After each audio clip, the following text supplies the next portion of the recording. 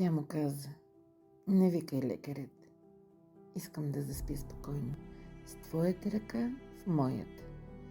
Той й разказа за миналото, как са се запознали, първата им целувка. Не плакаха, усмихваха се. Не съжаляваха за нищо, бяха благодарни. След това тя тихо повтори: обичам те завинаги. Той отвърна на думите и я целуна нежно по челото.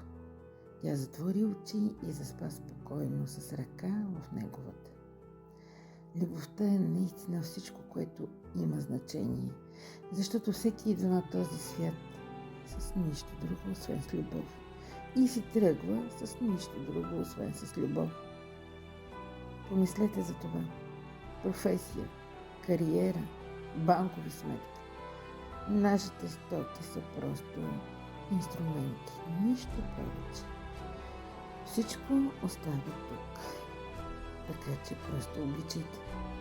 Обичайте онези, които наистина ви обичат. Обичайте, сякаш няма нищо по-важно в живота. Тя му каза: не викай лекарят. Искам да заспя спокойно,